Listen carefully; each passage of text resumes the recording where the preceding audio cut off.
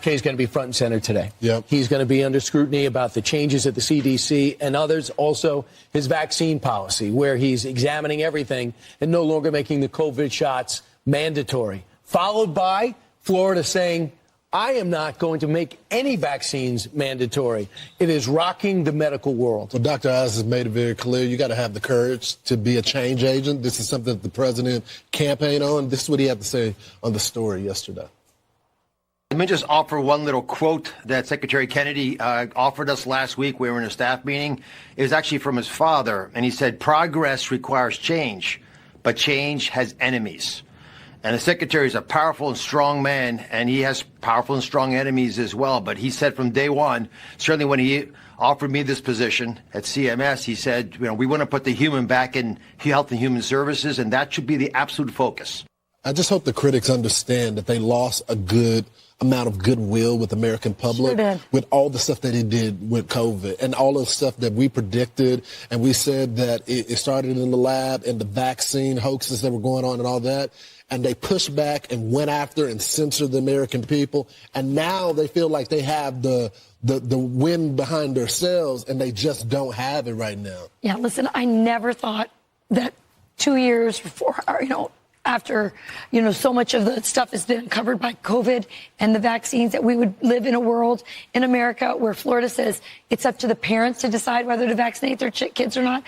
Times are changing. It's amazing. We'll see how big this gets. And how do you feel about that? Do you want vaccines to be your choice as parents?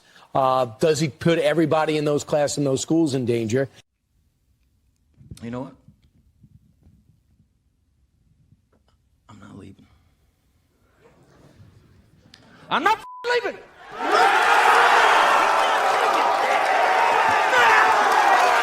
The show goes on. They're gonna need a wrecking ball to take me out of here. They even changed Leo's voice a little bit. Did you hear the gravelly in the voice? That's a good one, Jerry. I really like that one, Jerry. Jerry, every single show starts with me having an open conversation with poor Jerry, who never comes on the stream and can't ever respond for himself. He responds in meme form. But Jerry, the president, is trying to take you on. President was on a meme posting rampage last night. I see Klein loading some of them. Klein, pop up the sumo wrestling one. This is like a Jerry meme. This is a Jerry meme. You just had it up. You just had a sumo wrestler. Yeah, no, sumo wrestlers. There we go. This is like a Jerry meme. It's Chris Christie and JB Pritzker sumo wrestling. Play it. Look at this. I know this is like a strange way to start the show, but we are going to be talking about health in America on this show, and health in America being under attack. And I guess this is a perfect billboard for that. Look at him. Look at him go. Great. This is good. Good job. Yes, this is what the president has posted. That's not Truth Social. We are living in the best timeline. Oh, man. Today is Thursday, September 4th, 2025. Oh, my. How the time flies. Summer is officially over. Fall has begun. And the fall of RFK happening live. Ladies and gentlemen, RFK will be live. He's going into a Senate grilling just in time. We published whistleblower account about a CIA operation inside of HHS and CDC to take down RFK. RFK, of course, has done an unbelievable job as HHS secretary. It is changing the American health landscape forever. This is why they hate him, because he's ending the billion-dollar, trillion-dollar big pharma grift and revolving door for people like Dr. Fauci. So there's a coup ongoing against RFK right now, and we are going to throw down for our boy. Trump breaks internet with late-night memes. We'll talk about that with Greg Steube and Senator Tommy Tuberville on the show. Tommy Tuberville, fresh off of a White House meeting with President Trump about Space Force. Very cool. My name is Benny Johnson, and this is The Benny Show. All right. Golden era, golden time, invest in gold. Make sure that you are doing that. Let me tell you what. Don't trust Washington with your money. We're going to go live to a Senate hearing quickly about RFK. RFK is live before the Senate right now. Don't trust these people. You'll be able to see Washington in action. You'll be able to see the incompetent, bloated bureaucrats out here voting in order to enrich themselves through the U.S. Treasury. I love this country, but the dollar has been totally and completely mismanaged. People are looking for digital gold, but you could just go buy real gold, and it's done great, by the way. Buy physical gold and silver. You can legally move your IRA or 401k or TSP into physical gold and silver right now. Protect your wealth from major economic crisis. There's a free info kit available right now from Advantage Gold, plus $1,000 in free silver and bonuses if you qualify. Text Benny to 85545 to learn how to get help from breaking free of a broken system. Text Benny to 85545 before the next leg of a crash wipes out more savings. Text Benny to 85545 and send that text now. Data and message rates do apply. Performance may vary. Consult your tax and financial professionals. Okay, ladies and gentlemen, we've been consulting professionals about RFK. And it seems like President Trump has too. Something big is about to happen with RFK. I'm telling you, man, something massive is about to go down with what they're planning on doing inside of the CDC and HHS. And it's causing complete and total panic. It's something that we haven't been able to cover yet on the program because we've had some very fast moving targets this week.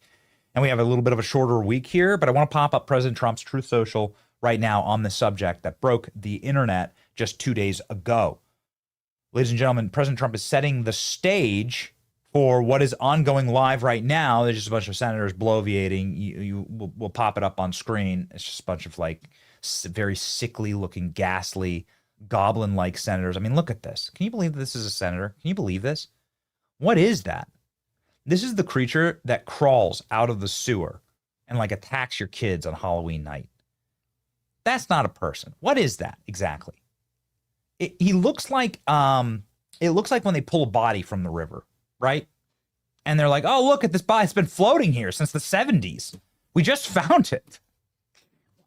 Look, it's completely decomposed." This is Ron Wyden. You never met a man with less white in his pupils, by the way. You ever seen a photo of this guy? His pupils are completely black. Look at this. Like a shark, like a great white shark in the Nature Channel when they're trying to attack, right? This is a black pupil in his eye. There's no white. It makes no sense. It's extremely creepy. I don't know exactly what kind of a creature to call it. Probably something out of Lord of the Rings. I don't know. It's not good. It's not pretty to look at. Not great. Yeah, Klein's got one up there right now. But yeah, look at him go. You know, he just can't see the pupils. Yeah, never trust people like that. Never trust people like that. Very orc-like. Anyway, the point is that we'll jump into the good stuff. We'll probably take Bobby Kennedy's opening statement because the CDC and HHS are preparing to do some very big things. What I believe they will most likely be doing in the coming days and perhaps weeks and months is totally remaking the vaccine schedule, potentially pulling specific vaccines for harm that has been caused, proving harm.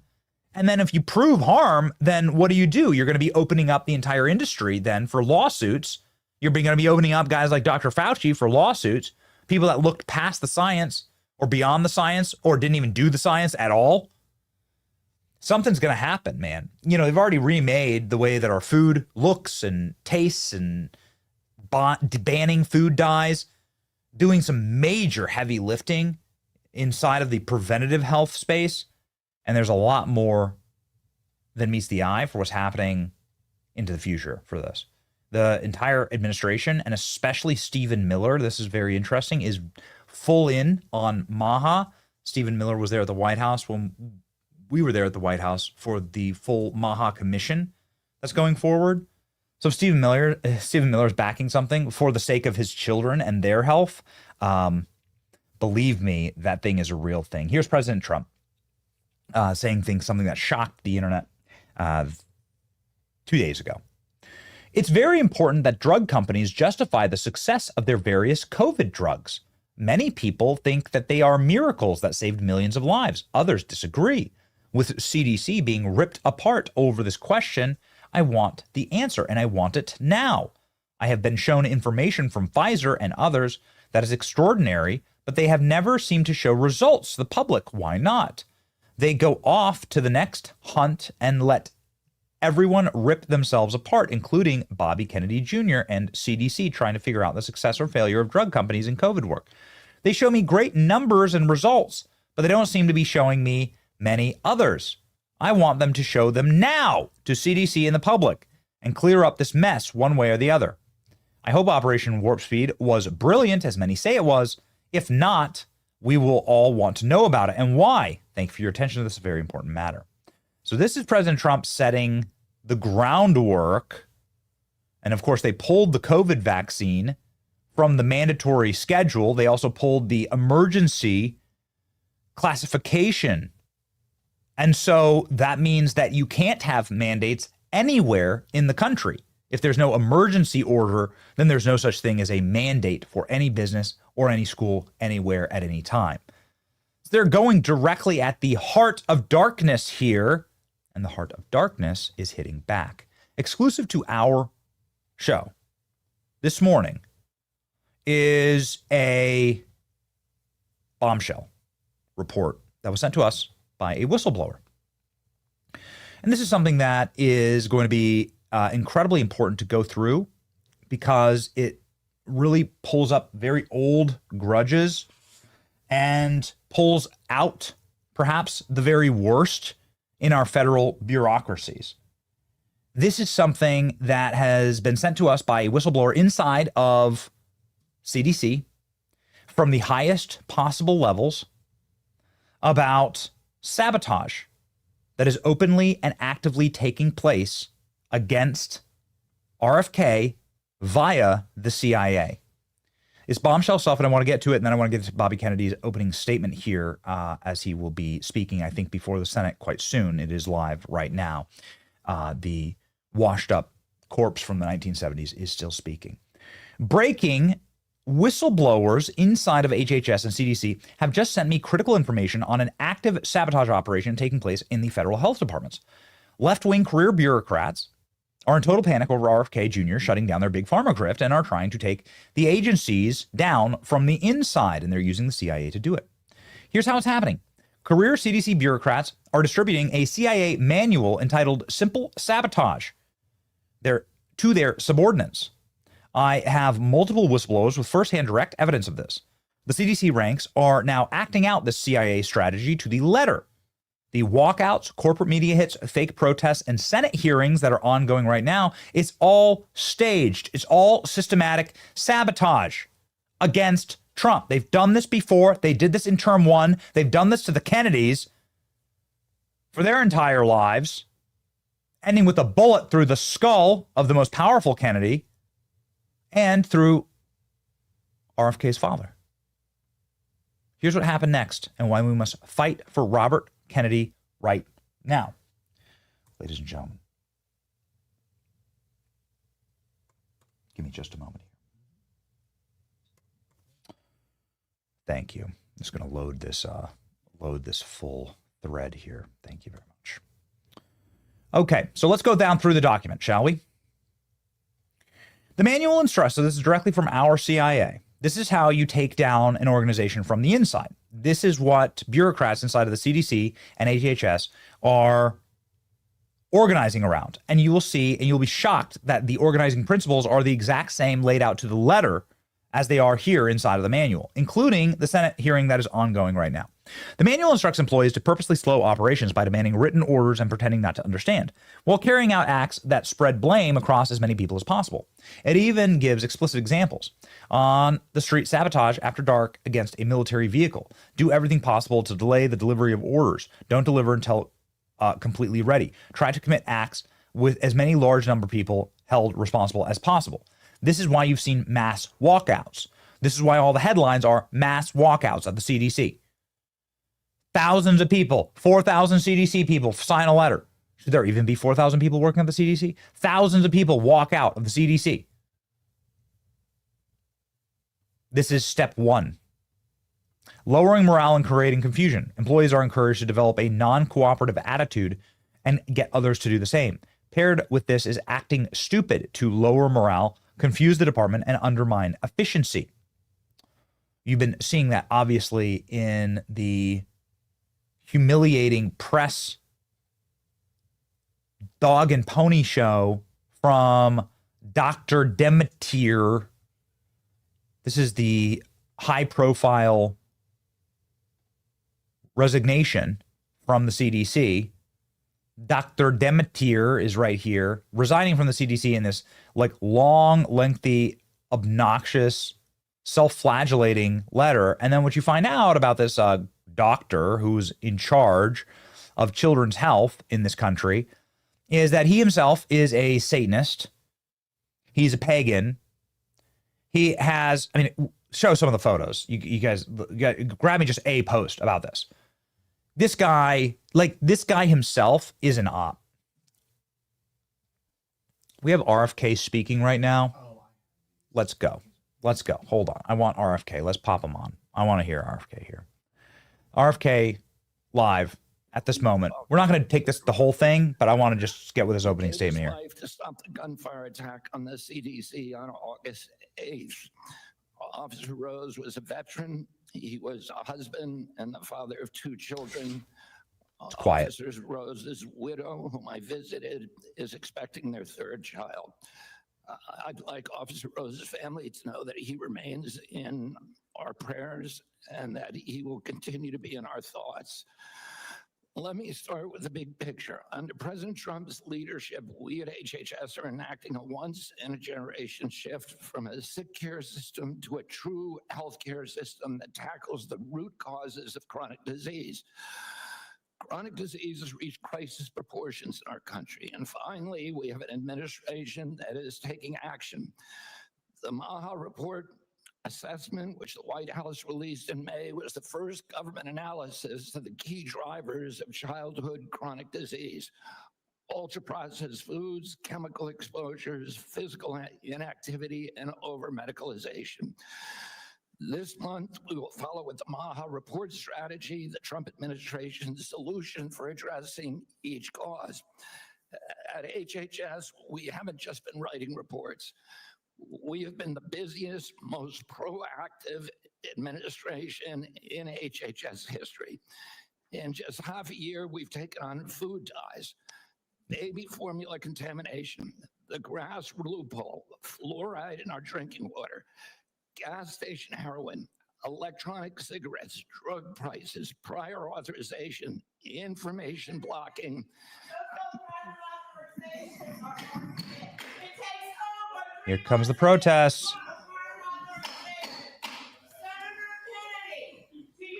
The committee will come to order.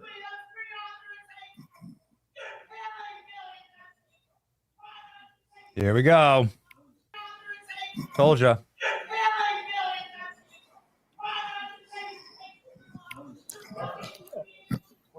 I apologize to you for that outburst, Secretary Kennedy. I would notify everyone else in the audience. Comments from the audience are inappropriate. If there are any further disruptions, the committee will recess until the police can restore order. Mr. Secretary, please proceed. As I was saying, prior authorization, information blocking, and healthcare interoperability. We're ending gain-of-function research. Here we go. And instead focusing on aiding low-income and vulnerable families, regardless of their race, which was the original intent of Title X. We're also pouring $1 billion into Head Start and the Administration for Children and Families. Compassion need not be the casualty of efficiency. I'd like to highlight some issues that have not gotten media attention. First, we are doing our part to fulfill the president's commitment to stop human trafficking, especially of children. We inherited a terrible humanitarian crisis from the previous administration with its open border policies, which allowed the appalling loss of 476,000 unaccompanied children. We have implemented policies now to ensure that appalling tragedy can never happen again. We have knocked on 82,000 doors and located 22,000 of those children. I promise you that we will do more in the next 3 years. We are also addressing the disastrous health conditions in tribal communities on Native American reservations. I've met face-to-face with tribal leaders in dozens of communities and tribes in Alaska, Arizona, Idaho, New Mexico, and elsewhere. and I look forward to making HHS resources more available to those communities. One of the most significant initiatives under President Trump is the Rural Health Transformation Fund, part of the president's big, beautiful bill, which will provide the greatest investment of federal money into rural health care in history. Finally, I would like to address the recent shakeups at CDC. These changes were absolutely necessary adjustments to restore the agency to its role as the world's gold standard public health agency with the central mission of protecting Americans from infectious disease. CDC failed that responsibility miserably during COVID, when its disastrous and nonsensical policies destroyed small businesses, violated civil liberties, closed our schools, caused generational damage in doing so, masked infants with no science, and heightened economic inequality. And yet all those oppressive and unscientific interventions failed to do anything about the disease itself. America is home to 4.2% of the world's population, yet we had nearly 20% of the COVID deaths. We literally did worse than any country in the world. And the people at CDC who oversaw that process, who put masks on our children, who closed our schools, are the people who will be leaving. And that's why we need bold, competent, and creative new leadership at CDC. People able and willing to chart a new course. As my father once said, progress is a nice word, but change is its motivator, and change has its enemies. That's why we need new blood at CDC. That's also why it's imperative that we remove officials with conflicts of interest and catastrophically bad judgment and political agendas. We need unbiased, politics-free, transparent, evidence-based science in the public interest. Those are the guiding principles behind the changes at the CDC, and that is what you can expect all across our agency for the next 3 years. Sharp. Robert Very Kennedy much, Secretary. is the most popular member of Questioning. President Trump's And administration. One of the first things I'd like to talk to you about is actually something that is under the auspices of CMS, and I spoke with Dr. Oz last night about this. I'm sure you're very familiar with it, though. And that is that in the One Big Beautiful Bill, there's a lot of attacks right now going on publicly about hospitals are in trouble. And the blame for that is placed on the bill, even though the bill hasn't even been implemented yet. The fact is, this committee held hearings on the troubles that rural hospitals are facing in the United States before the passage of the One Big Beautiful Bill. They've been facing difficulties in rural America for a number of years now. And the bill, the One Big Beautiful Bill, contained a rural health transformation program, which I would just like to ask you to comment on. This is that program which allocated $50 billion over the next 5 years to our rural community hospitals in the United States to help them deal with some of the financial crises that they are facing and transition to more stability. Could you comment on that program that is in the One Big Beautiful Bill? Yeah, Senator, one of President Trump's campaign promises and one of the principal preoccupations, not only of Republican senators when I did my confirmation hearing, but also almost equally among Democratic senators, with crisis in rural health.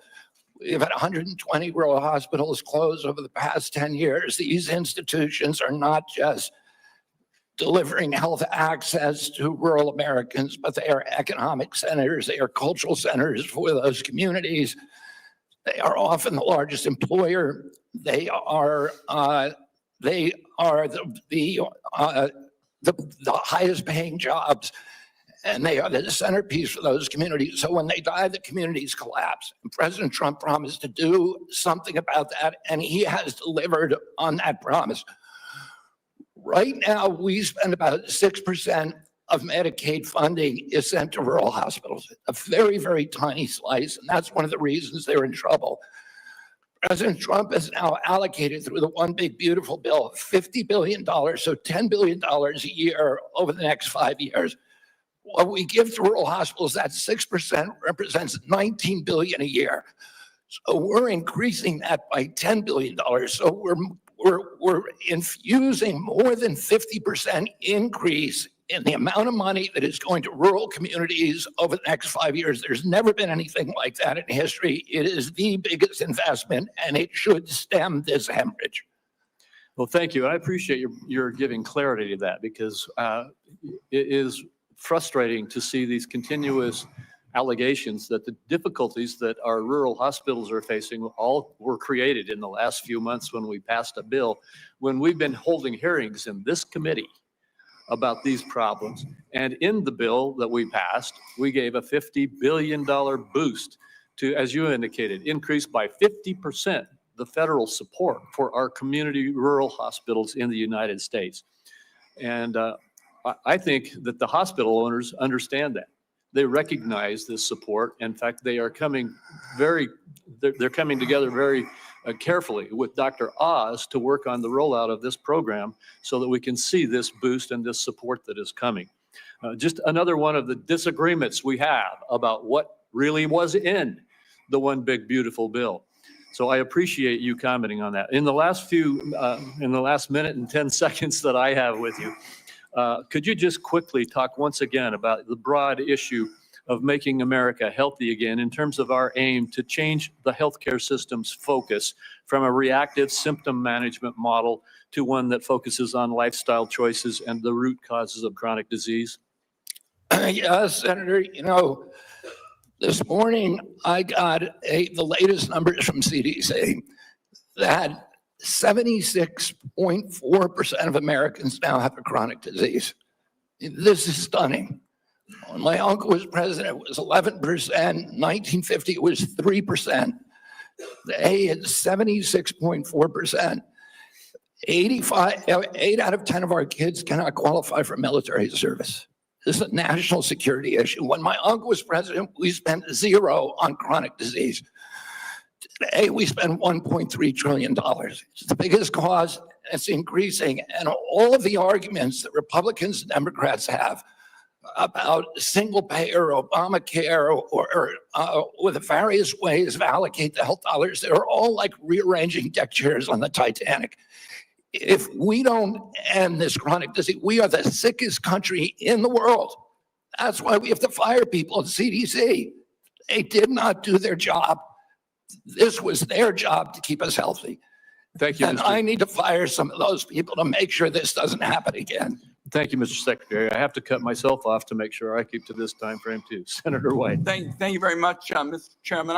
Okay, we're just going to listen to this line of questioning. Secretary Kennedy is dead set on making it harder for children to get vaccines, and that kids are going to die because of it. Here comes the corpse. Mr. Chairman, I'd like to put in the record today an op-ed written The Image of by Health. Susan Monarez, who was fired by Mr. Kennedy. Without objection. So what we know, and Dr. Monarez, was approved by Republicans. She wrote an op-ed today in the Wall Street Journal, which I've just put in the record, and I quote her. She said, "I was told to pre-approve the recommendations of a vaccine advisory panel newly filled with people who have publicly expressed anti-vaccine rhetoric."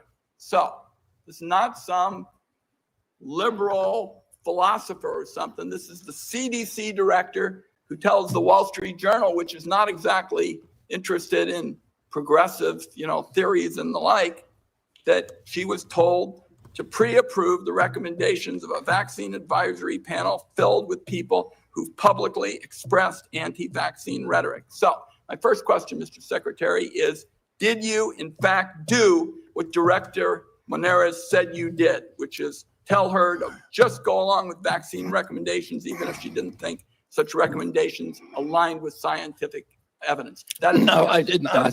That's a yes or no. So you have an opportunity to call her a liar if you say that you didn't do it, but I'd like to see you respond to this. No, I did not say that to her. And I never had a private meeting with her. So there are witnesses to every meeting that we have, and all of those witnesses will say, I never said that. So she's lying today to the American people in the Wall Street Journal. Yes, sir. Okay. Let's talk now about what's coming up. because I've made it clear what I've thought about the 203, days with my colleague, Senator Also Brooks. In 2 weeks, CDC's Advisory Committee on Immunization Practices will meet to make decisions about critical vaccines that protect us against hepatitis B, measles, and more. The committee's got a profound impact on vaccine access, but these aren't ordinary meetings. You've stacked the deck to ensure the panel bends to your views. In June, you fired all 17 committee members who are respected scientists and doctors. You replaced them with non-experts, vaccine skeptics, and conspiracy theorists.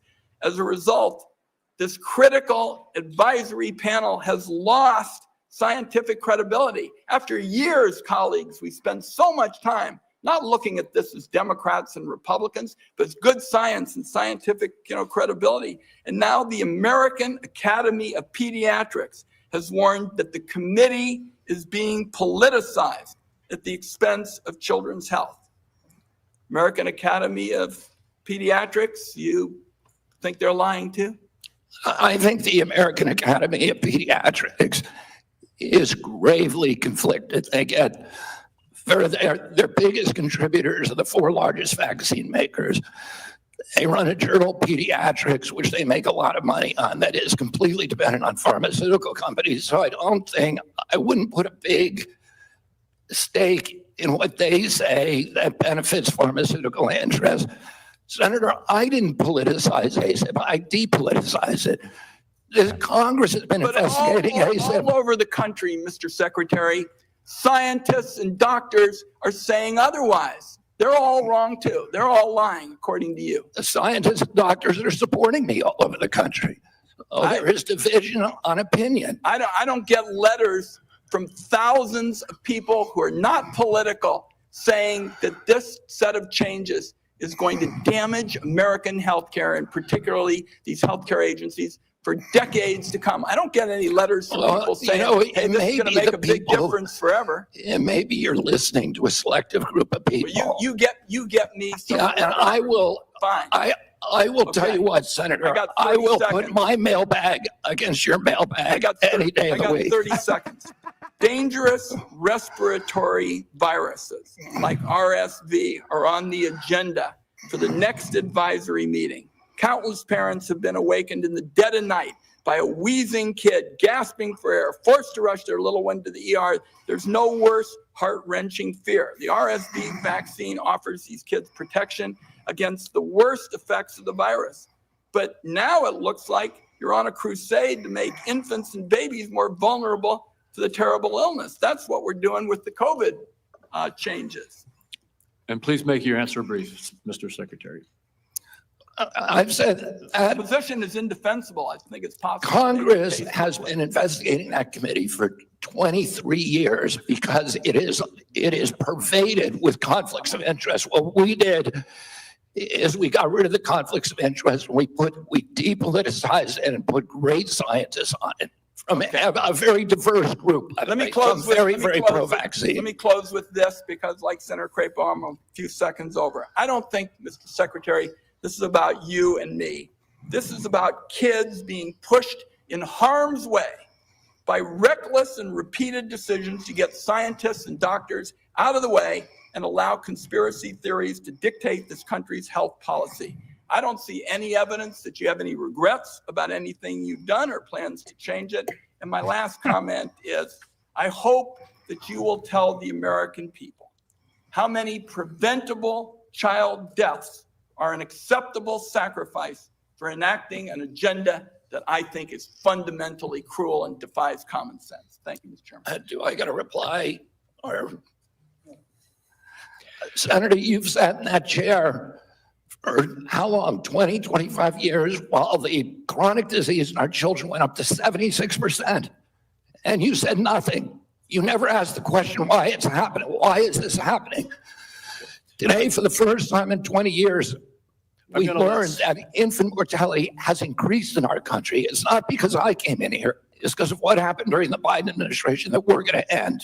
I'm going to let Senator Wyden respond briefly to that. Boom. Then we're not going to go over like we just did. Wrecked. Committee on a bipartisan basis. Colleagues, my cabinet secretary says that we have no interest in chronic care. Mr. Secretary, Mr. Chairman, could we have regular order, please? We are in the process of turning around the Medicare program with the chronic What care is bill that what is Chairman wrong with you? Chairman and this committee put together on a bipartisan basis. Not All to right, we're going to Spratu. proceed. And I just want Not the to rest of the Spratu, members to know I angry. gave Senator Wyden as ranking member some leeway there, but we're going Okay. to stick to the 5 minutes.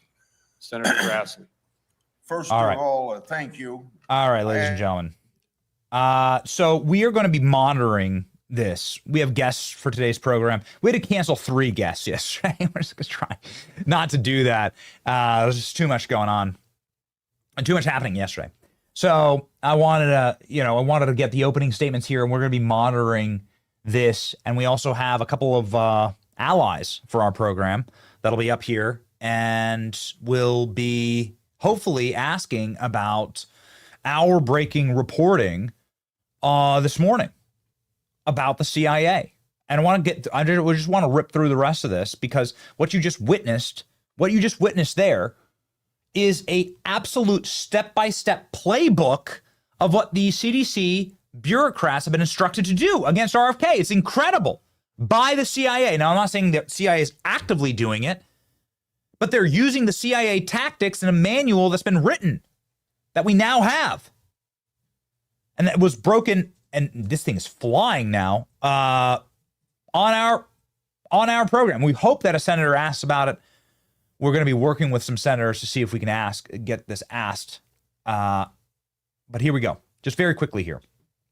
What are they instructed to do? Create confusion. Act stupid. Lower morale. Confuse department and undermine efficiency. You just heard that from Human Corp's Ron Wyden. Look at this guy. He looks like the scientist that like experimented for decades, like by himself in a bunker, and eventually becomes the swamp monster, or like the nuclear monster, right? He like gets the wrong irradiated material injected into him, right? And he looks like the end state. He looks like he's actually transforming. This is the transformation state between like human to monster. Jeez. All right. You think that's extreme? Here we go. The manual teaches staff to make perfection the enemy of good.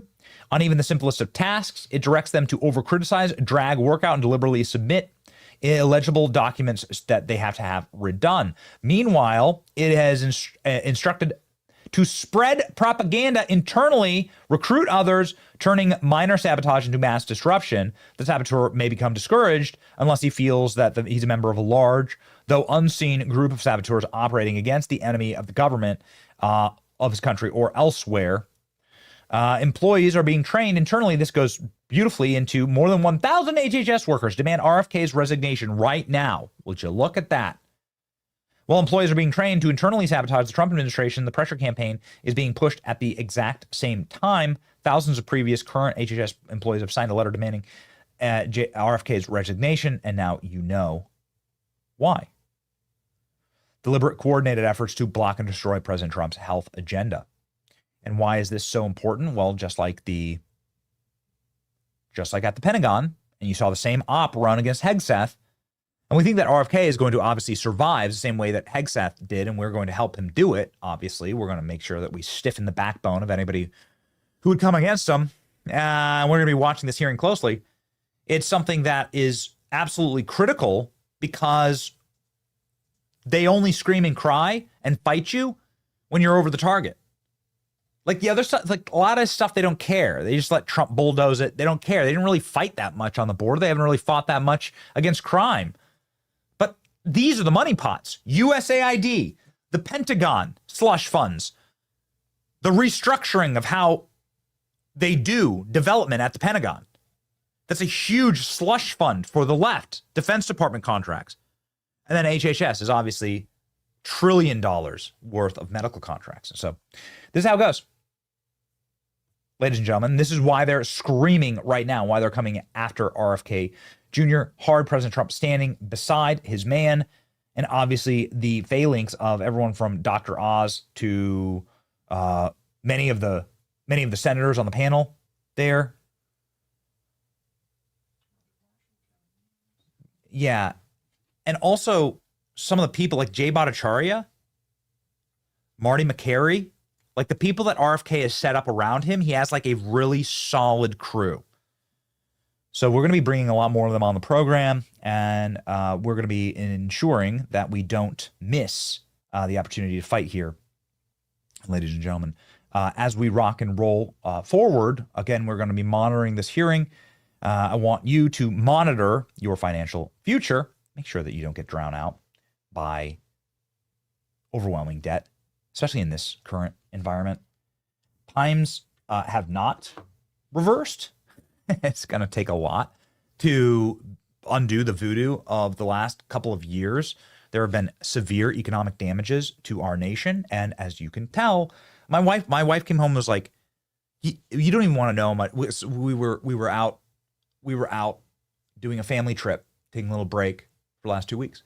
She's like, "You have no idea how much the grocery bill is, just to like restock the fridge, just to get the fridge restocked, hundreds and hundreds of dollars."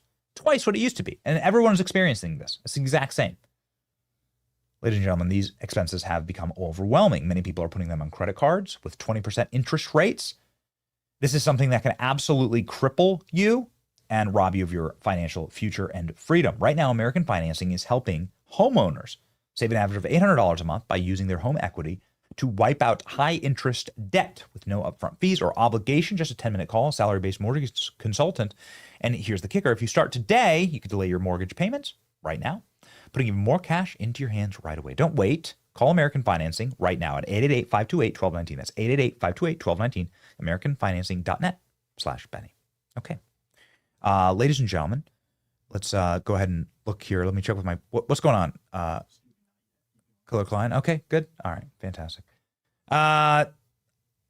President Trump, something exciting just happened. President Trump and Elon Musk are now best friends again, because Elon Musk is responding to Donald Trump memes on the internet again. So here we go. This is the moment. President Trump up on his account posting memes. This is a meme of President Trump and the Cracker Barrel cracker dancing and doing a dance. Donald Trump does not post on X really regularly. And Elon Musk now responding to Donald Trump posts on X, just like it's like a warm, comfortable, crackling fire. It just feels good and natural, ladies and gentlemen.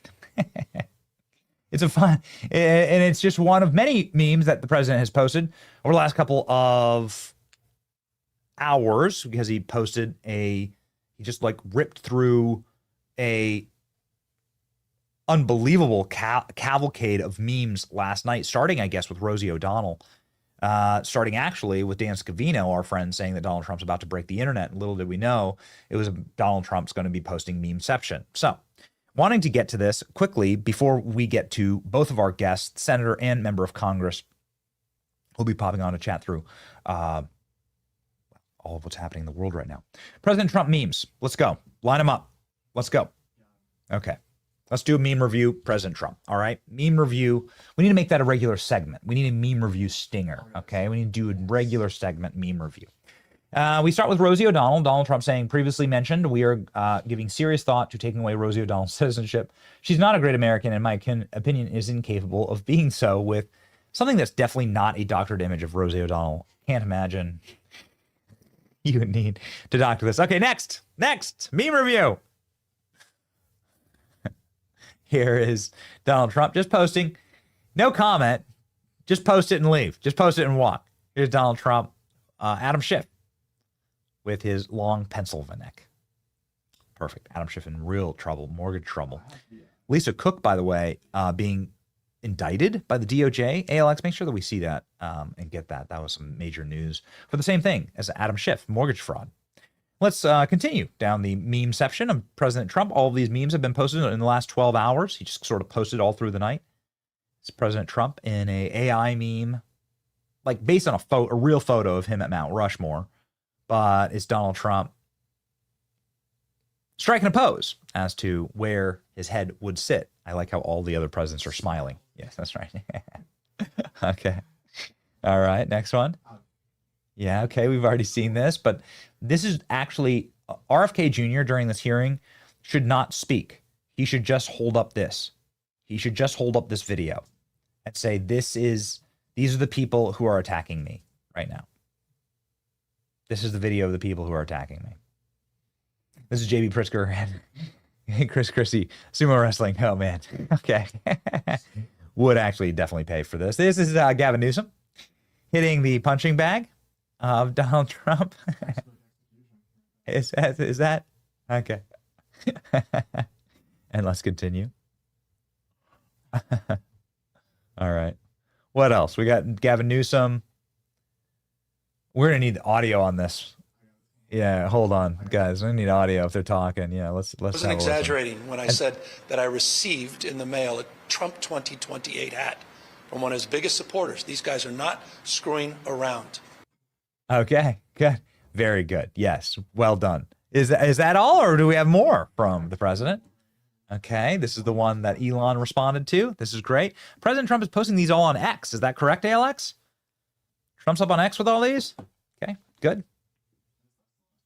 Okay, all right. So this was President Trump's meme carpet bombing of the internet. Go ahead and check his account, shall we? Let's go ahead and check the Donald Trump account and scroll through.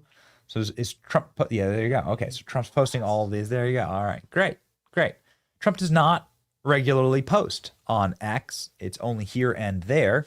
But Donald Trump posting all these memes on X, and we're here for it. Yeah, it's great. I mean, the last one, yeah, Happy 4th of July. He posts on True Social, obviously, very regularly.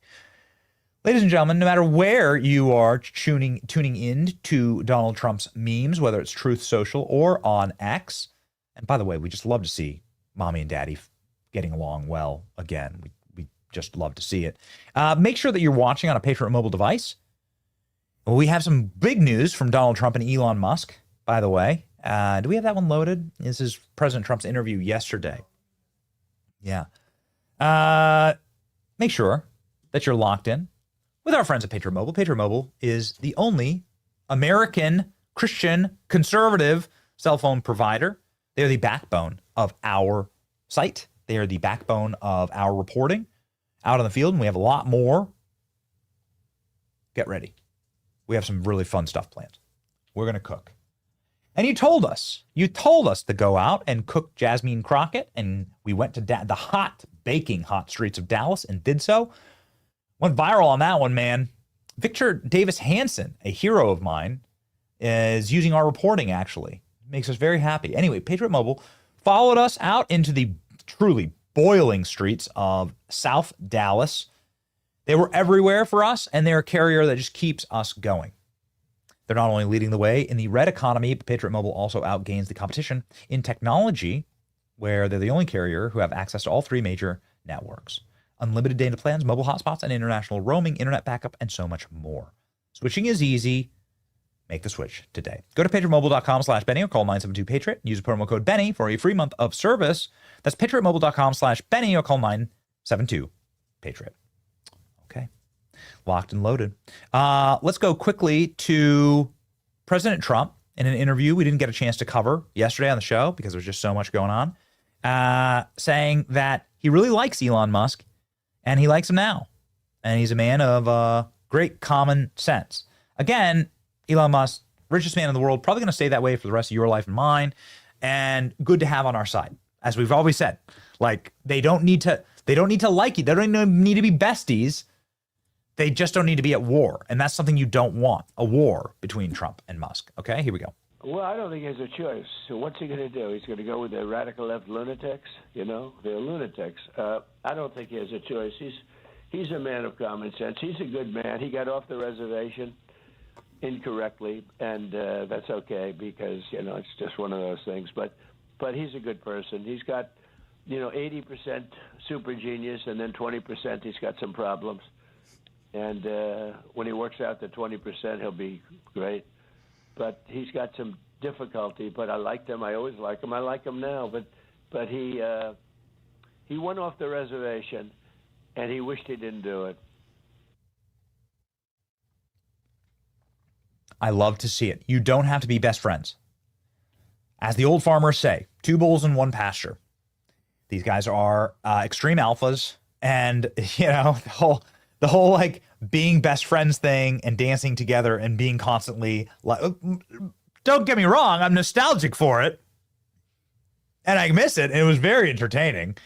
It was much watch TV, but it was always going to probably end in sort of a fiery crash and burn, as they're two very strongly opinionated men who are used to getting their way. Fine, who cares? What I'm saying is just don't be at war. Like, don't be at war with each other.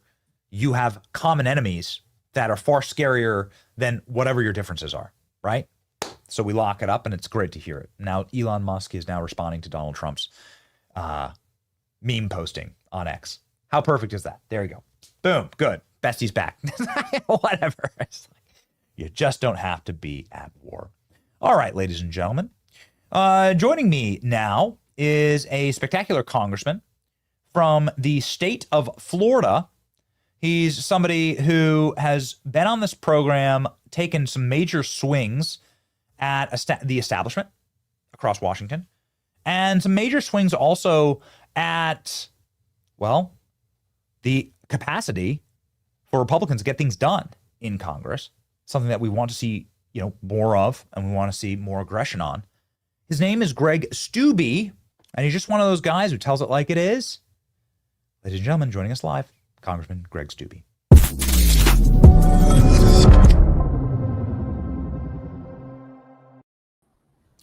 Thank you, Congressman, for being back, and welcome back. Yeah, great to see you. How was your recess? Well, it's always great to not be in the swamp. So I'll take any opportunity to be in the great state of Florida over the swamp. Although with Trump cleaning things up, it's a little nicer up here these days. Is it? Have you noticed a difference? Oh, yeah. I mean, you almost feel a different spirit up here. Instead of darkness, you feel the light. And it's obviously a lot safer with putting all these bad guys in jail that were operating up here. And it's actually kind of refreshing to see the mayor, a Democrat, actually welcoming the help and being thankful to the president.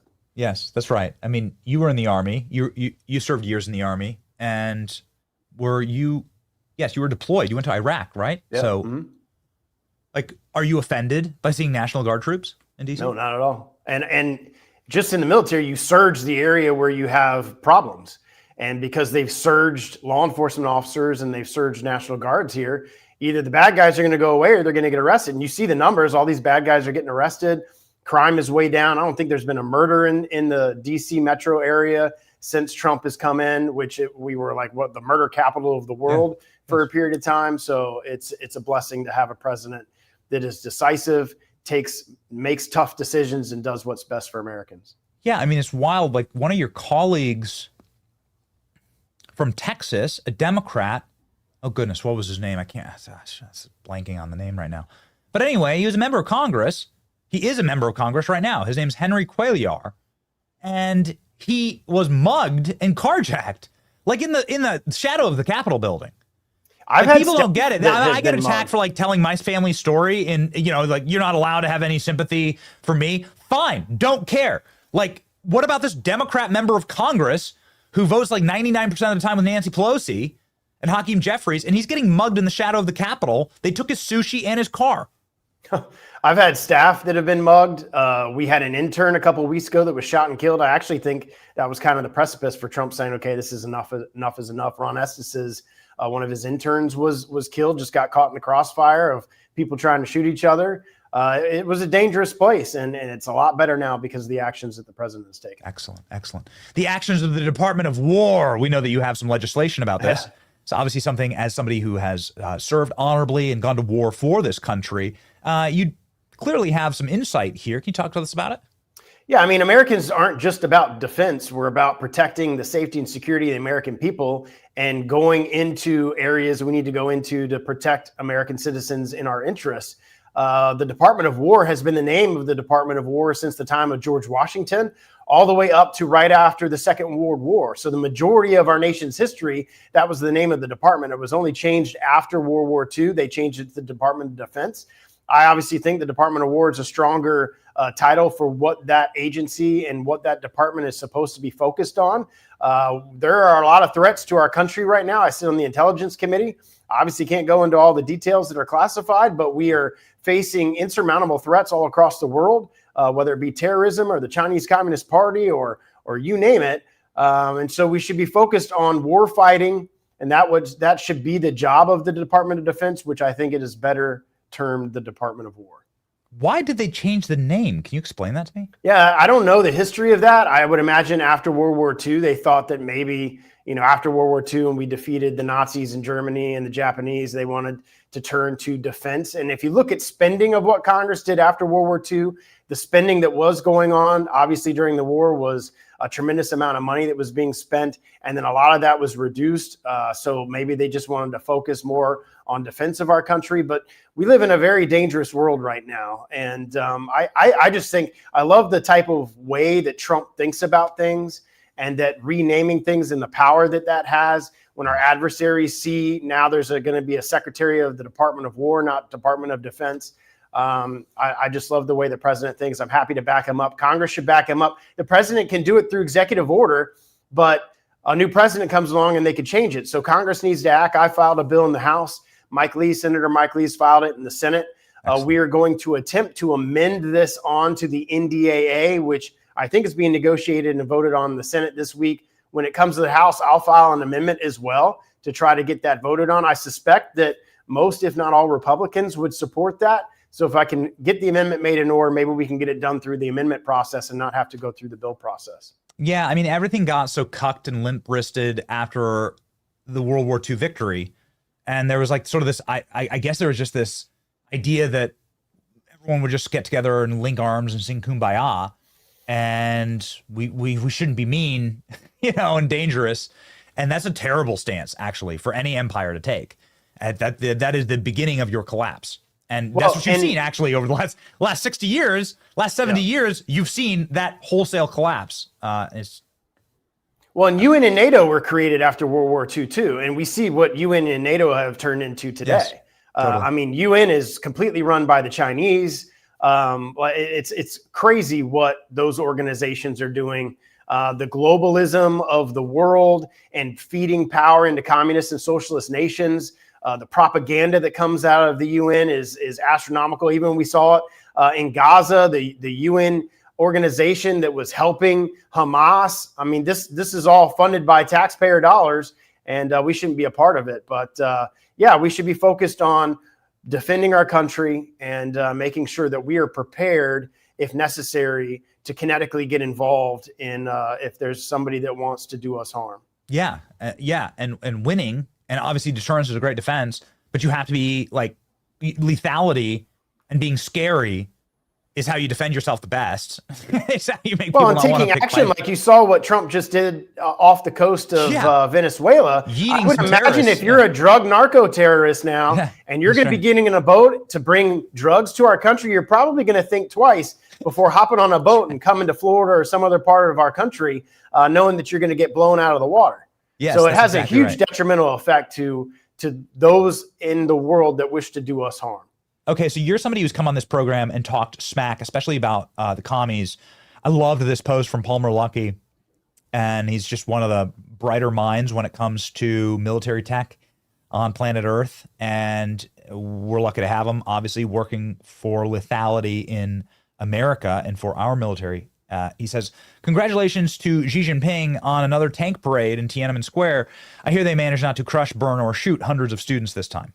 And I really like the, whether it's Andril or Palantir or whatever, like I like the remaking of Top Gun USA, where it's like talking tons of shit to communists again is like a good thing and it's normalized.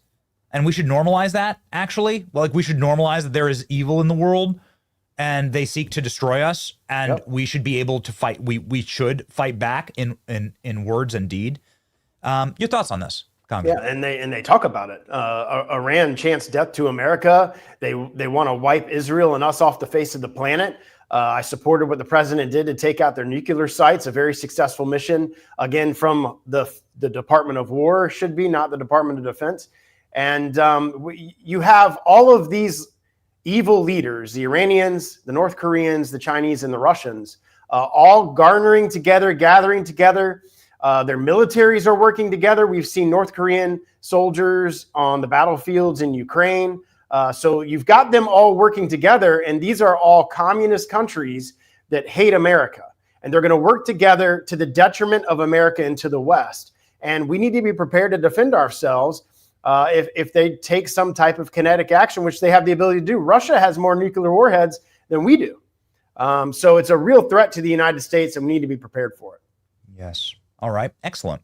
So I was going to ask you about the yeeting of the boat off the shore. I mean, you have obviously some people like Rand Paul that are, asking about limiting principles here. What's your take on this, Congressman? You don't need a war powers declaration from Congress to kinetically engage in defeating narco-terrorism. The president, through executive order, has named them as a designated terrorist organization. He's named gangs in Mexico as designated terrorist organizations. I actually have filed a bill that would give it's called an AUMF, an authorization of use of military force, through Congress for some of these different gangs in Mexico that obviously hasn't moved through the process. Can you imagine if it required Congress to pass a bill to authorize the president to take these kind of actions to defend our country? It would never happen. You got to get 60 votes to get anything done. You'd have to ask the Democrats to get things done in the Senate. It would never happen. That's why the president has the authority to do these type of things, regardless as to whether there's an AUMF or not. He has the ability to designate foreign terrorist organizations, which he has done with these narco-terrorist organizations, which he has done to the gangs in Mexico. And I fully support doing this. Think of the hundreds of thousands of Americans that have died because of fentanyl. And all of that is coming in through the southern border. A lot of the precursors are being made in China, shipped into Mexico. Mexico gangs are then developing this stuff, shipping it into the southern border, well, prior to Trump shutting it down, but shipping it into the southern border and killing Americans. Americans are dying every single day from fentanyl overdoses, and Democrats don't seem to care about that. We finally have a president who's designated them as foreign terrorist organizations, which gives him the legal authority to engage them militarily if he deems fit. I don't really see that. Again, I hope that this happens more regularly. I don't want this to poison my country, and I don't want you to be allowed to do this. I view it as a terrorist act. Tren de Aragua is a terrorist organ. Like, I don't. 100%. It's so weird because, like, if you come from this region of the world and you claim a membership in ISIS and you come here and kill an American and you have an organization designed around killing Americans, that's terrorism. Somebody call the CIA, call the Pentagon. But if you're doing it from Venezuela, that's not terrorism? No, dude, it's the same thing. That's the way I see it. Yeah. Killing Americans, poisoning our kids, poisoning our families with fentanyl and all these drugs. I applaud what the president's doing. I bet 80% of Americans applaud what the president is doing on this to protect our country, to protect our shores, and protect our people from these type of gangs, murderers, rapists, drug dealers, all of these things. This country has been weak far too long under Joe Biden, and finally we are garnering the strength back that we deserve. So protect our shores. Here's a map of Florida. A lot of shores in Florida, probably the most shoreline per landmass in all of America, I'd assume, right? And I'm very not proud to live in that teeny little blue dot right there. I like Tampa, but unfortunately. However, fortunately, I was up in the Panhandle over the last 2 weeks, Congressman. And little birdies told me from Tallahassee that there's going to be some major redistricting done in Florida, and that they may add 4 congressional seats. Now, I know you're probably not allowed to comment on these kind of things, but is that true? It's not. So I can talk about it because it's not us that does it. It's the state legislature that do it. They don't even like talking to us because they don't want to have this perception that we're influencing how they draw the map. So they don't even talk to us about it. Okay. What the president has to do is redo the census, and I absolutely support doing that. It's one of the very first conversations I had with President Trump and Secretary Lutnick because it falls under commerce. The Biden administration shorted Florida a congressional seat, shorted Texas 2 congressional seats, and they did it purposely. And they used COVID as a reason as to why they couldn't get the information on time. So they were truthful with the information like a year later after they had appropriated the seats to the different states. New York should have less congressmen. California should have less congressmen. If you look at the populations, they're in Republican states. That's where the trends are moving. And they purposely and deliberately shorted Florida a seat, Texas 2 seats, and probably more if we get the information now. If they're able to do the census before qualifying in next year and before some of these elections, then I think Florida gets a seat, Texas gets a seat. Now, what the state legislature is talking about is redistricting now with the information that they have. The last redistricting, we gained 4 seats. I think it's going to be tough without gaining a seat from the census to be able to draw more Republican seats. But the legislature's, I think, going to do it. Danny Perez, the Speaker of the Florida House, has already deemed a committee. From what I'm hearing is they're going to do that this fall. The earlier, obviously, the better. They go into session in January to March. Qualifying in Florida is in May. So they would have to have the seats approved by the legislature way before May because it has to be approved by the Florida Supreme Court. If they want to do it, great. It'll be the 3rd district that I've been in just 4 terms. But if they think there's a way to do it to protect Floridians in Florida from the seats that the Biden administration stole from us, then absolutely move forward on it. But that falls squarely on the state legislature. But they already have made statements and have they've started a committee to start that process. It should be one of the biggest scandals in America. That they were able to steal congressional seats. Yeah. And think about we only have like a 2-vote majority. So think if the Census Bureau, if the census was done correctly and did not count illegal citizens in our country, Florida would have like 5 more seats. Texas would have like 7 more seats. North Carolina, some of these other states would have a bunch more seats because all the illegals flood to New York, California, and Democrat states because they have sanctuary states and sanctuary cities. So there'd be less citizens that'd be counted in the census, and that's what determines the amount of congressional seats that these different states have. It'd be nice to see Republicans get really serious about this from a structural level. I think that 2030 is going to be redoing the census would be great. I'll join on. I'll post about it today. Yeah, done. Yeah. But 2030, I think, is going to be absolutely brutal. Thank you, Congressman. I deeply appreciate every follow. Obviously, great Congressman Stubbe from the state of Florida, Florida's Sun Coast. We have Tommy Tuberville coming up. He's going to be launching a lot of rockets from your district, I think, Congressman. Yeah, well, tell Coach I said hi. All right, I sure will. Thank you. Thank you, Congressman. Godspeed.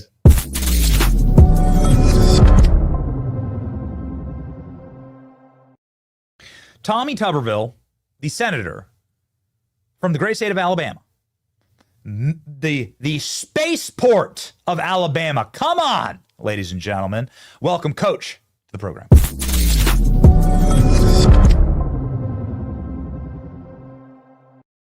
From the space capital of the world, the great state of Alabama. Congratulations, Senator. As President Trump said, Benny, Rocket City. That's what we are in Huntsville, Alabama. Okay, so talk me through this. That was a great surprise announcement, and I think well predicated, obviously. But I don't think many people know the history of Alabama and rockets. Could you give us just a very quick people's history of that? Well, after World War II, Werner von Braun, who's a German, he came to the United States, and he looked at Huntsville, Alabama as a place that looked like his home place in Germany. And so he decided to come here and begin the rocket program. And so it's been in Huntsville for a long time. But if you haven't been to Huntsville, Alabama, that's basically where NASA's at, SpaceX, Blue Origin.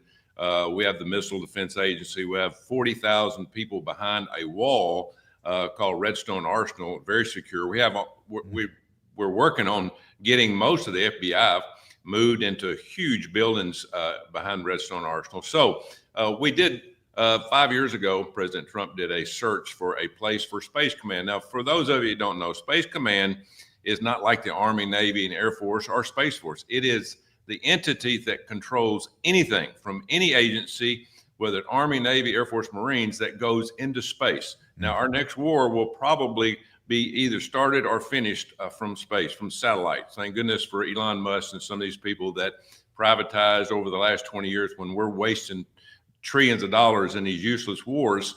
We're so far behind China, we've got to catch up, and they've kept us in the game. So Space Command's coming. We won the race. There were 66 locations back when President Trump started this. Huntsville was picked. Joe Biden comes in, and obviously because of politics. And now we're going to leave it in a blue state. But now that President Trump's back in, it's going to the rightful place. Huntsville is definitely the rightful place. No, I'll tell you this, Benny, if it was Colorado or New York, I'd be all for it, because being on Armed Services Committee, I understand how dangerous our world is, and we have to protect the United States of America through space, and it's going to happen in Huntsville, Rocket City. That's a fascinating history, and it's very interesting because I don't think many people know this. I hope that you'll take me on a tour someday, Senator or future governor of Alabama. Like, I hope you'll take me on a tour because I want to see it. I think that this would. Most people hear about, obviously, Houston. We have a problem. Cape Canaveral here in Florida. They just assume that that's where all the rockets are. No, all the research is done. We have over 200 defense contractors that are there. And again, it is absolutely amazing.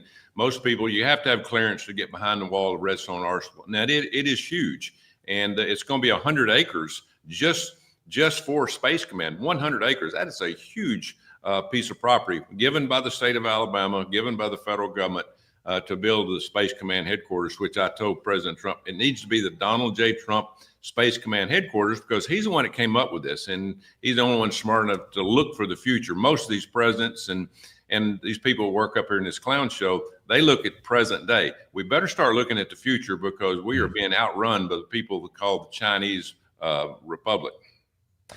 I want to get your take on President Trump's Truth Social, where he says, "Have a great time, Xi, plotting against America," right, with Putin and Kim Jong-un. That's happening, though, right? We live in a dangerous world, and they're hoping that we're weak, and they're hoping that we're dumb, and that we're behind technologically. Are we? In some areas we are, and some we're not. Now we're the greatest country ever, and have been. Our forefathers gave you and I an opportunity to live in the greatest country ever. Now we've got these wackos that are on the far left now that are absolutely trying to ruin our country. They want immigration. They want people to come from other countries that don't care about the United States. I mean, I look at United States of America as a football team. Everybody's got to be here. If you want it to be great, if you want it to be the best, we all got to be on the same page. Well, the Democrats want just the opposite. They want their greed and they want power. And so they want all these people to come in to be able to vote and be able to do it their way. And we can't do that. And, this gender equity nonsense they're pushing, because if you look at this, Benny, we're at a little less than 2 kids per family now in the United States of America. We can't survive. But you have some of these countries that are coming from some of these Islamic countries. They're coming in and they're averaging 6 to 8 kids per family. And most of the time they have more than one family. So we're going to be on the decline if we don't watch it. We have to protect, number one, our Constitution, our laws. Everybody goes by that. And if you don't love it, leave it. We need you out of here. And again, we have to start looking at that. We have to be very, very stiff and proper when it comes to protecting our borders and this country when it comes to our Constitution. I want to have 1 million kids. We're at 4 right now. I could add 4 more. You'd have to check with my wife. Please, please don't get me divorced. It's like, I love having a big family, and it's awesome. It's like the greatest blessing. How would you incentivize that? However, because that's a crisis that's being experienced throughout the Western world, whether it's Japan or whether it's Russia or whether it's all of Europe, is the totality of population collapse. It seems to be a true crisis. And if I may, just as a young father, I have 4 kids under the age of 5 years old. There's like virtually zero incentive for family creation. There's an enormous amount of incentives for family destruction in this country. And that's sadistic. That seems like utterly demonic to me, Senator. Yeah, well, you're exactly right. And you brought up the one area, Europe. Europe is really, really low on birth rate. And again, they have been overrun by other countries that are coming in that are taking over. I don't know whether Europe can ever survive because they've gotten so far behind. They've got all these radicals running their mayorships and even some of the presidents have absolutely lost it. They believe in a total book of nonsense, to be honest with you. So, yeah, we have to incentivize it. And what's happened is we've got away from our Christian values as a whole in our country is what's happened. There's the moral values. I mean, this LGBTQ stuff. Listen, I don't care what you are or who you think you are, do it.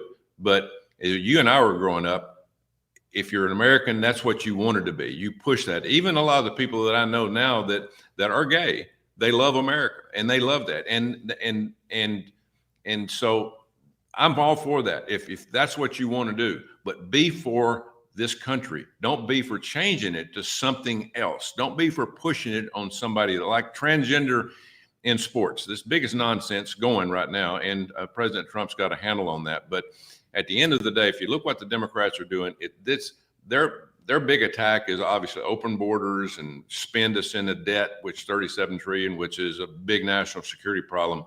But the other thing is gender. Take away men, feminize men.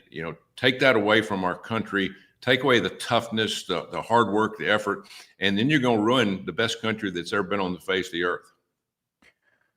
There's a lot to unpack there. Obviously, I know, Senator, you're up against a hard out. And so, hard as a rock is what many people say. I can't let you go without a question about The Rock. We always ask a question about The Rock since you were his coach and since you know him well. Many people are like, what's going on with Dwayne Johnson? He's lost all this muscle, his weight. Like, what's happening? Is it Ozempic? What's going on? This was the talk of the entire internet. It trended this weekend. I know that you're close with The Rock, and you're telling him not to run for president as a Democrat. That's great. Tell me, what's up, Coach? What's happening here? Well, you have all these people that build their reputation off strength, and you just look at people that have been actors, and they look great, and at the end of the day, you finally come to a point where I can't do that any longer. My joints won't make it. My arthritis and all those things. I'm not saying that's happened to The Rock, but you come to a conclusion that, I don't want to lift weights 3 or 4 hours a day. I want to live a life that's a little bit different, a lot easier life. And you can tell by looking at this picture that Dwayne, The Rock, he's a lot more relaxed there. He looks like he's more of a business type person. He's had a great career. He's a great young man that came, and I coach University of Miami. He had a great career in acting. But now he's getting to the point where, as we all do, hey, I want to mellow out a little bit. And you can tell by looking at Dwayne here that he's mellowed out. He's not working out 4, 5, 6 hours a day. He's enjoying his family, I'm sure. Yeah, it's very hard to keep up that kind of mass. It's like almost unnatural for the body, and he's pushing 60 now. So it's like, it's wild. He's in the other side of 50, in his 50s. So it's just the way that it goes. You want to live a happy and healthy life. Any parting words for what's going on in the Senate right now? I mean, I know you have to go, but very quickly to RFK. Any message to RFK? He's getting ripped alive by Democrats, probably just down the hall from you. And Republicans. The problem, the deep state's going after him. Big pharma, big healthcare, insurance companies. RFK's on to him. He understands what's going on. And we need him to continue to fight the people like Dr. Oz and Becerra, all the people that are running our healthcare systems. They need to just buckle up and go right back at them, because most of these people are taking a lot of money from healthcare companies and the insurance companies. He's doing the right thing. With this COVID nonsense we went through, we did have COVID, but if you look at it, as RFK has told me, Coach, we got 4% of the population in the country, 4%. And we lost 20% of the deaths across the world. Something was wrong. Something happened, and we were led astray by Fauci and all the people in the CDC, all the federal government. Everybody was on board with this. I don't know why. Maybe in our lifetime we'll figure it out, but it was a devastating time. I went through all those hearings, being on the Health Committee here, and they lied to us from day one. They lied to President Trump. And again, Joe Biden kept that lie going for 4 years, and it almost put us under, and it put us so far in debt. I don't know whether even our kids can ever get out of debt. We're so glad that you said the deep state. We had reporting this morning about CIA, how the CDC is using CIA manuals in order to undermine and sabotage RFK. And it seems like you know a little bit about that as well. We're so glad to hear that you're standing with RFK, and we think he's a true champion. 100%. We got to stay with him. We got to fight back. And if we have people that won't fight back, Benny, it's over. This country will be gone. And he's one that I promise you is going to fight back. And President Trump's going to stick with him. We've got a lot of other people that are in President Trump's cabinet that are actually fighting back. We're going to get our country back. Now, it's going to be tough. But I'll tell you what, we've got a lot of crooks out there, a lot of criminals, and a lot of people that they don't care about our country anymore. They care about themselves. And that's got to go by the wayside.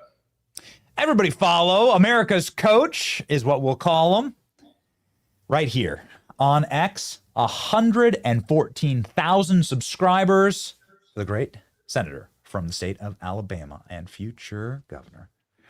We'll hopefully see you in Spaceland. Hopefully see you in the rocket capital. Thank you, one of Ben. these days. Thank you, Ben. Senator.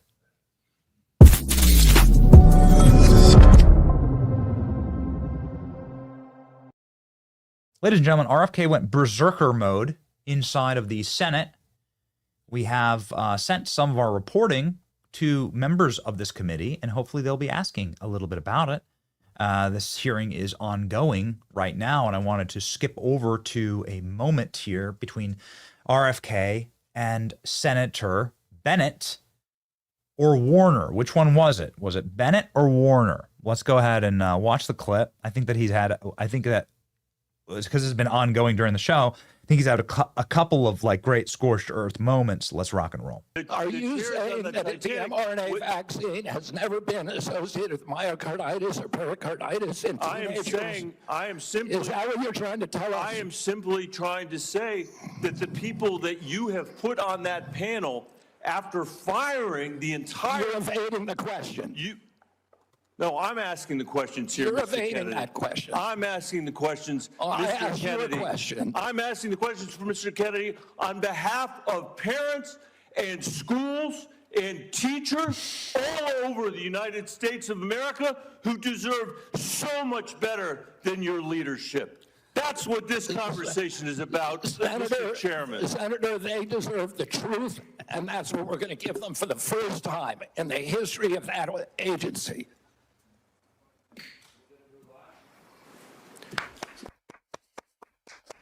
You can't handle the truth. That's pretty good. Yeah, all right. Fantastic. Great.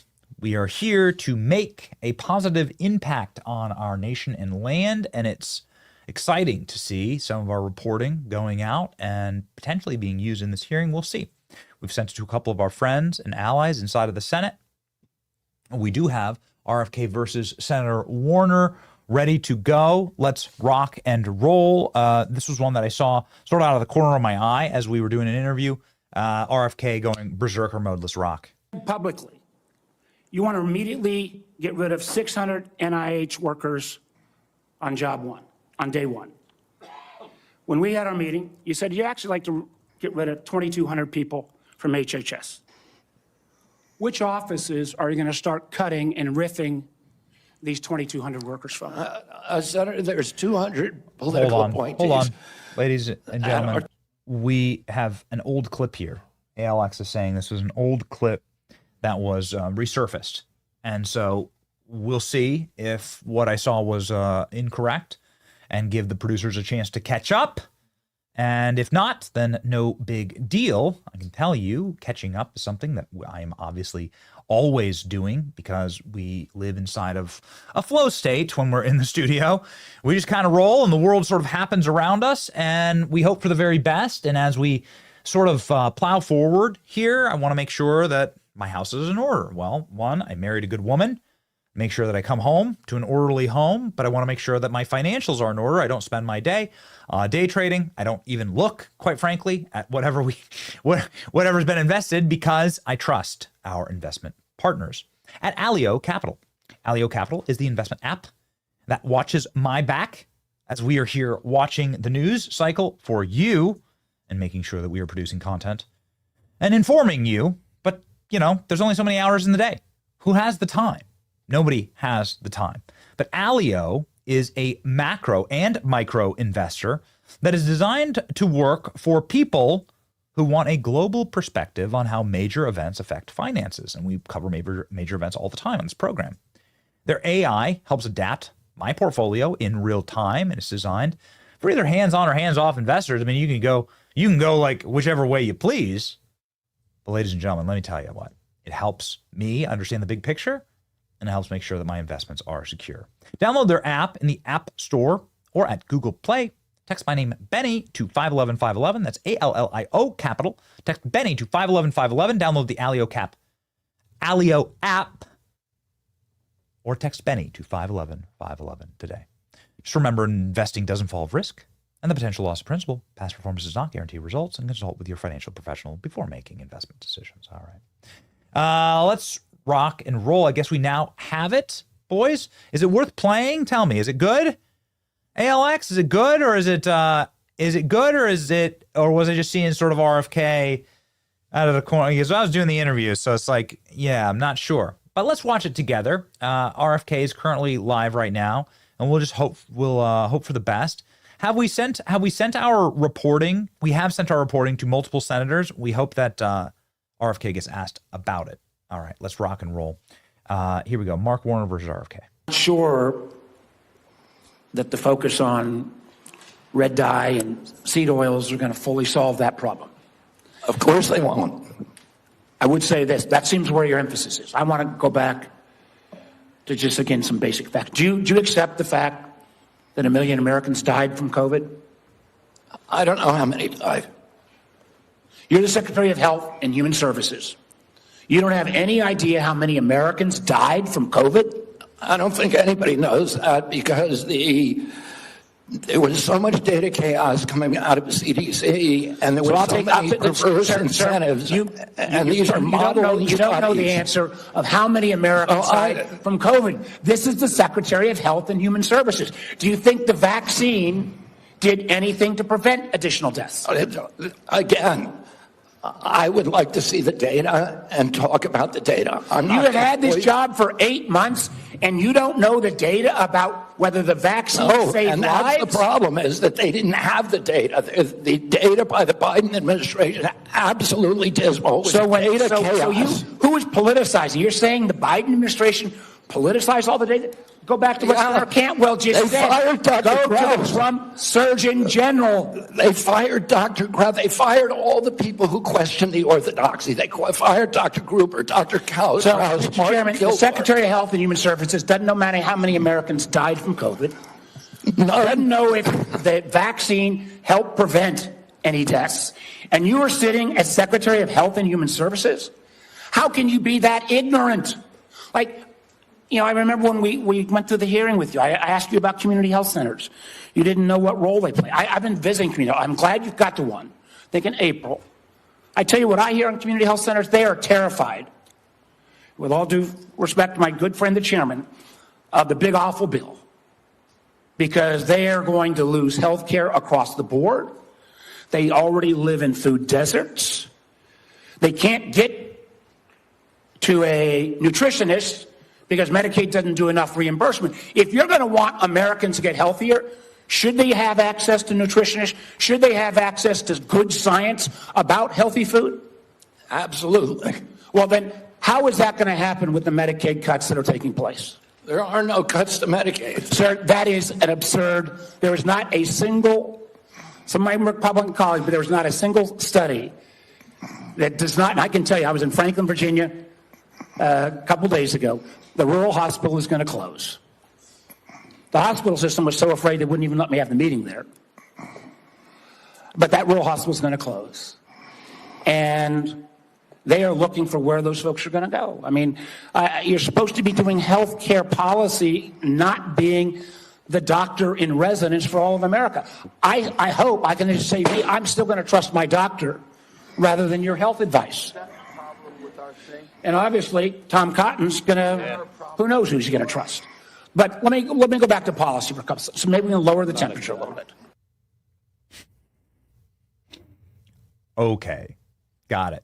I wonder how much Big Pharma's paying for all this, right? You really have to wonder, because there is a coordinated attack right now against RFK to try and get Trump to fire him, and we are going to push back very hard against that. It's great evil in the world, and we're going to make sure that we fight it, and we do so every single day here. The greatest weapon against evil, obviously, is our verse of the day. Ladies and gentlemen, from Jeremiah 3:3. Call to me, and I will answer you and tell you great and unsearchable things you do not know. There is a lot that we don't know. We're pretty honest about that. And obviously, this is something that this is a news program, right? We're trying our best to just cover live what is happening in the world around us and to make sense of it. And we do so honestly and earnestly with you. But the best that we can do is call out to our Lord and Savior, Jesus Christ, when we don't know. And I find myself constantly doing that and constantly asking for wisdom.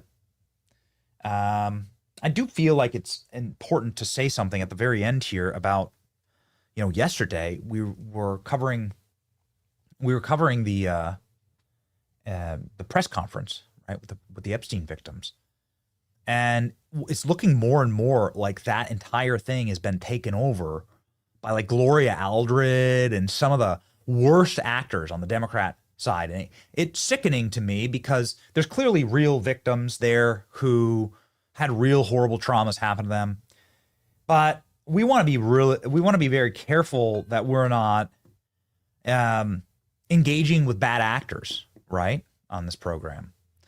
And so while it's important for us to cover news, and it's something that we're going to like stay focused on, we want to make sure that we're cautious in telling you the full truth about like who's pushing what, because there are a lot of dark operations that are happening, man. And it makes us very angry about what's happening, that this has all been politicized. And we've been going after that for a very, very long time. I'm going to do something very peculiar here, which is to jump back over to our live.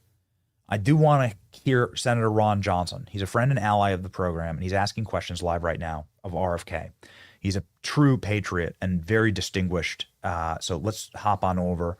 Let's make sure that we are able to, is this the right feed and everything? Yeah, okay, pop it up.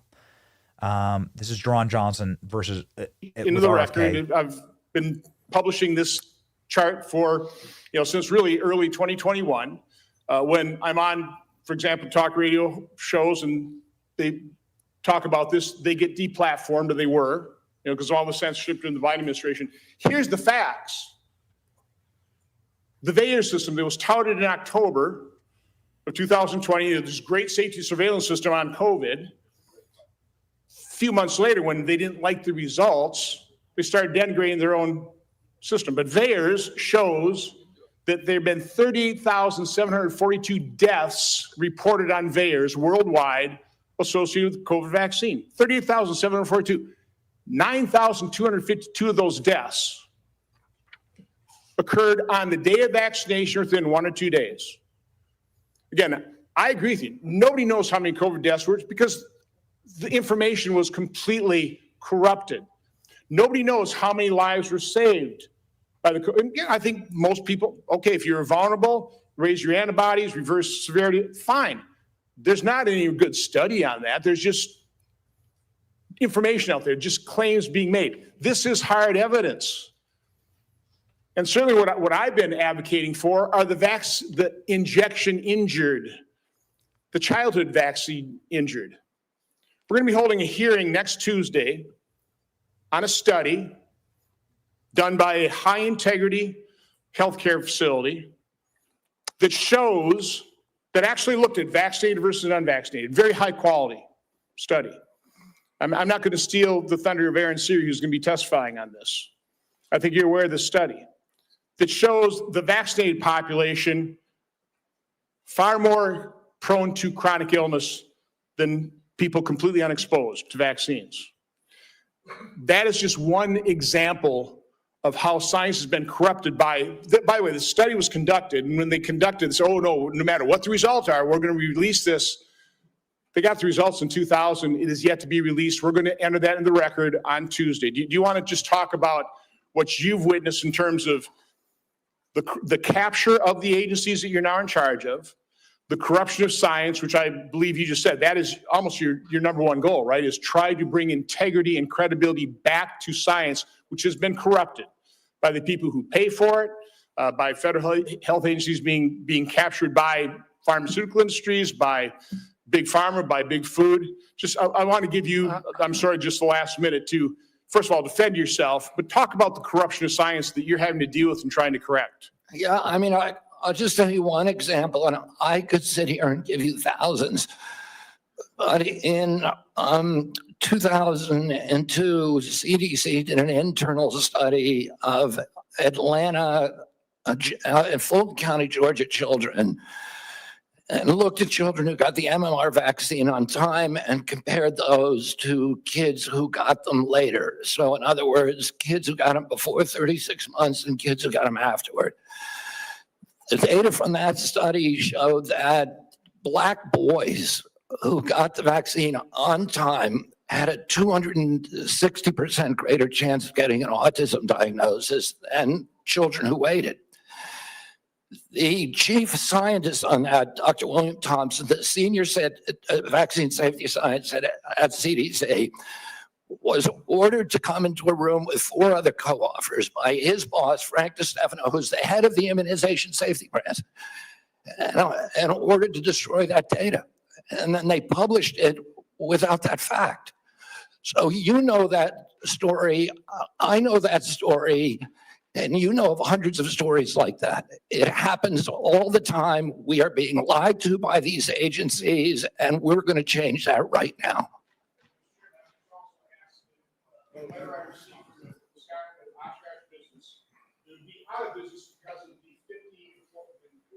Mandate. It's going to be out of business. I just want to enter that in record as well. Without objection. The committee will take a 5-minute quick break here, just to allow just a moment of reset here, and then we'll ladies and gentlemen, back up again in about. Just wanted to give it a chance to rip and roll. I wonder if RFK took a lipper during any of this.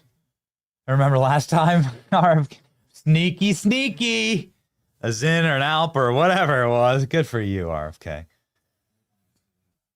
Yeah, there are trillions of dollars at stake for some of the worst actors on earth, some of the most evil globalists that believe in depopulation and believe in the destruction of your life and mine and want to come and take our children from us and want to poison us. And so I beg of you, ladies and gentlemen, right now, stand with RFK, pray for RFK, and ensure that we continue to march on to victory through all of the slings and arrows and the dangers that befall us. And boy, I've never seen anything like it.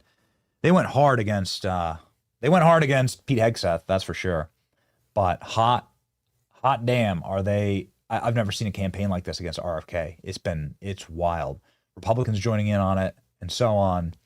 This will be an easy time to tell who's corrupted, quite frankly. We are here pushing for President Trump's health agenda. The Maha movement was created by Donald Trump, and his vision for a healthier American future is something that we are going to fight tooth and nail for on this program. Thank you for fighting with us. If you wish to fight further with us, please subscribe to the show. Something that we've been pushing here. You can go ahead and use the QR code on screen. Subscribe on any of the podcast listening platforms that you so desire. This is something that we are trying to do before the 2026 and 2028 election, is to grow our platform as aggressively as possible and to ensure that we win. Because remember, in the end, we do win. It's your boy Benny. Have a great rest of your day. See ya. You know what? I'm not leaving. I'm not leaving.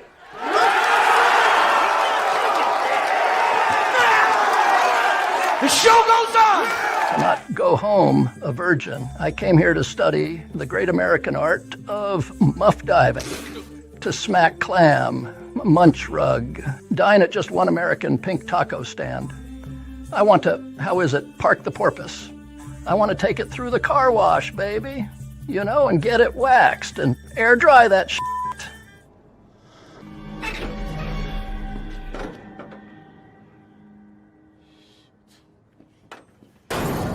Surprise, motherfucker.